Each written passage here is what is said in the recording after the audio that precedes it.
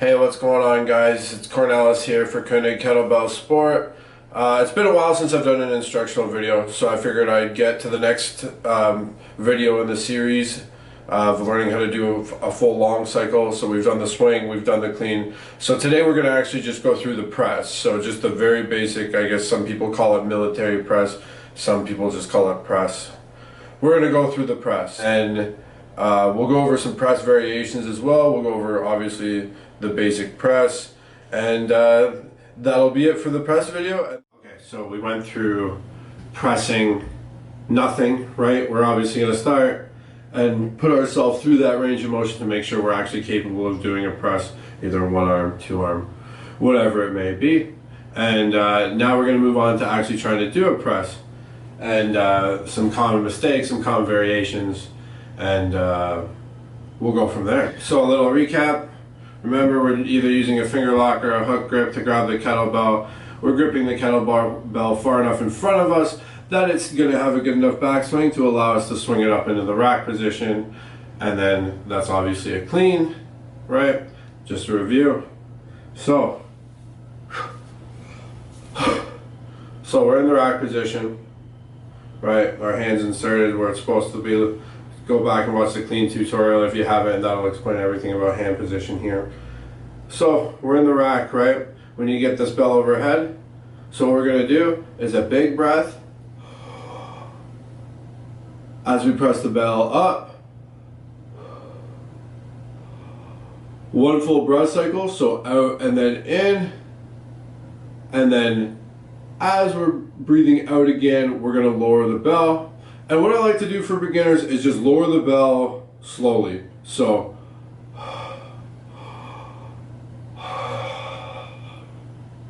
right, bring that bell down really slowly, and eventually we're going to introduce a quick drop. But when you're just learning to press, we don't want to do anything like that because that's how injuries happen. So, big breath in as we press up, a breath out, a breath in at the top, and then a breath out as we lower the bell. So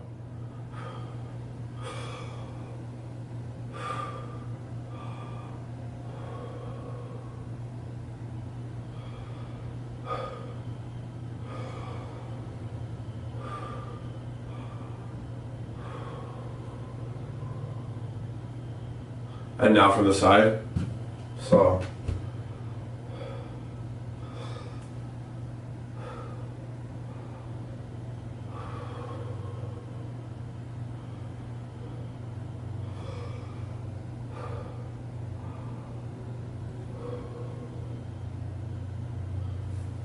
okay. I'm breathing obviously right now because we're trying to mimic kettlebell sport movements, which are endurance movements, which we're trying to get as many reps as possible. If you're going for a max press, please take a big breath in, brace your core, press, and then release that bracing once you're done. This is meant to keep the body relaxed while pressing a sub-maximal weight for maximum reps, okay? So that was just the basic press, right? Now, you probably noticed that as I press, I go in a relatively straight line, right? Because when I jerk, that's what I want too, right? I want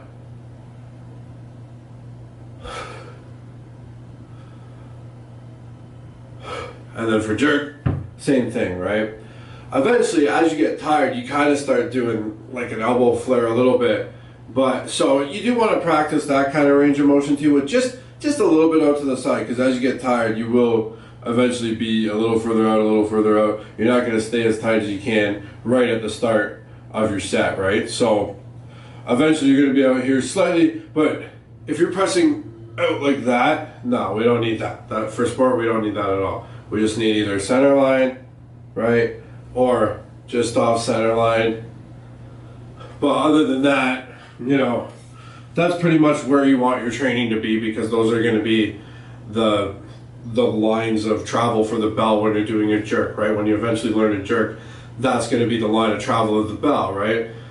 So ideally, when you're pressing and building that initial strength, you want to be able to, you want that initial strength to be built in those pathways, right? So just to recap, basic press, Big breath in as we lift the bell up.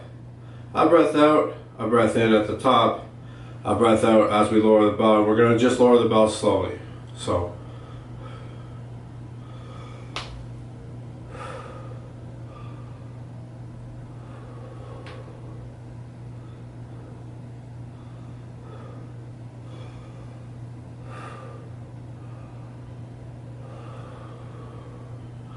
And the reason we're taking so many breathing cycles in between reps is just to get you used to the rack position too, and get you working for minutes, get working for a little bit longer, right? Just because instead of, you know, doing 5 presses really quick and that's it, and then you rest and then you do 5 presses really quick, we're playing the long game, right? We're gonna go and we're gonna try to make it last a minute, 2 minutes, 3 minutes eventually, right? So, and then obviously eventually 10 or maybe even 30 minutes or whatever. There's super marathons for 3 hours. So whatever the goal is, you know, this is where it's going to start. So, okay, so next is the double bell press. Obviously, you're going to be a little more inclined to use your legs because it's going to be more weight on you.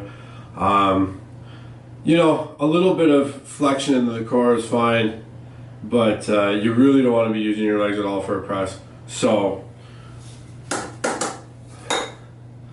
again, we're just going to follow the exact same principles as a single arm press. The difference is that obviously double the weight, and it takes a lot more mobility to get overhead in the proper position with 2 kettlebells instead of 1. So again, this is just what a press will look like with 2 kettlebells. All right, so double press again.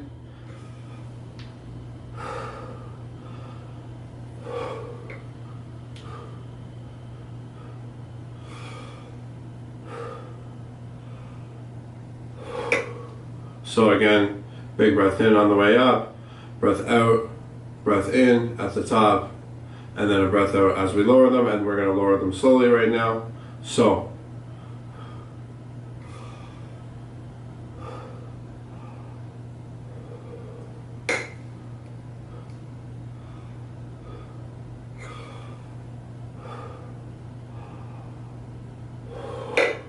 okay, from the side here.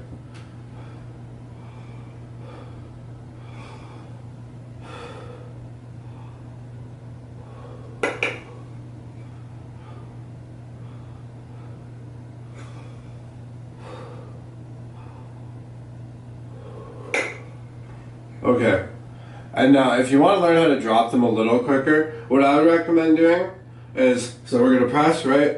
You want to start learning how to drop them like quick like that. What you're first going to do is you're going to go and then drop them like halfway down and really absorb them, and learn that timing of when they're coming down on you. Learn how to absorb it with your legs. So breathing out on the way down, obviously. So we're going to breathe out kind of slowly, and then as they get close to you and you want to drop them faster, give a big breath out. Well, not a big breath out, but the rest of your breath, exhale quickly. So,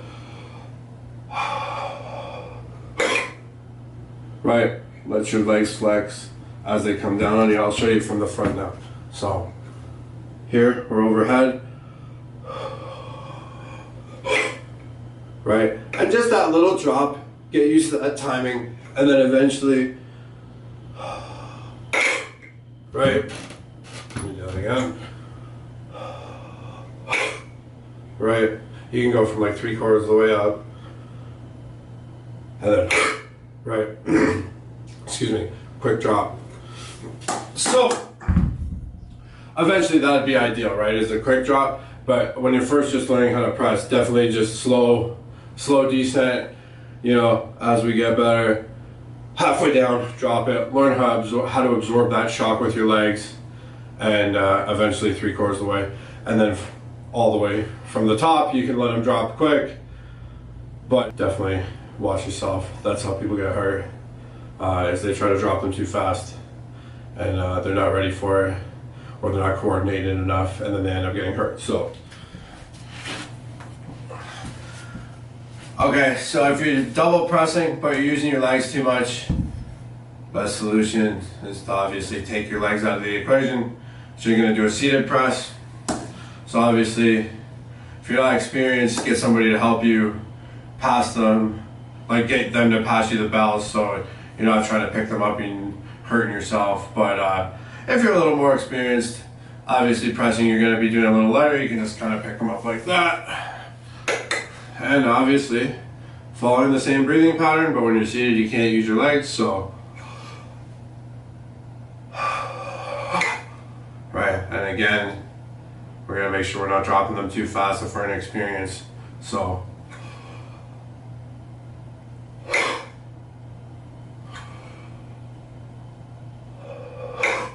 right, you can do that half quick drop or just a nice slow drop. Okay, so just a couple more exercises to do for pressing strength and stability. The first being half presses. This was shown to me by Ivan Denisov, and what he likes to do is just have them up there and just wiggle them around. Because once you get tired and jerk, what starts happening is your body, it doesn't really know how hard to launch them anymore. So sometimes you over launch them, and what happens is they kind of fly up like that and they wiggle around.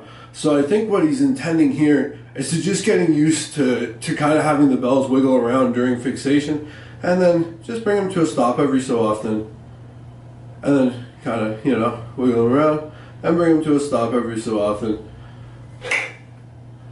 And also another one, you can just do walks, right? So just walk in a circle this way, right? Walk in a circle that way. I always like to keep my circles one way, the other way, you know what I mean? Keep that balance of your muscles. Maybe I walk forward a little bit, and maybe I walk back a little bit. Make sure I don't trip and eat shit. Alright, so there you have it, my friends. A way to get into a position to be able to do a press, the basic press, some variations on the press, some ways around, some problems if you're stuck on the press. If there's anything I forgot, let me know down below. If you liked the video, consider like and subscribing to the channel. Liking the video, I should say. But I can't talk because I'm tired from pressing 12 kgs. But yeah, if you liked the video, if you found it informative, if I missed anything, comment down below. Leave us a like. Subscribe to the channel. We're almost at 100. We're at 70. We're just close to 100. I guess it's closer to 50 though. But yeah, let's get us closer to 100. Anyways, guys, hope you found the video helpful. Take it easy.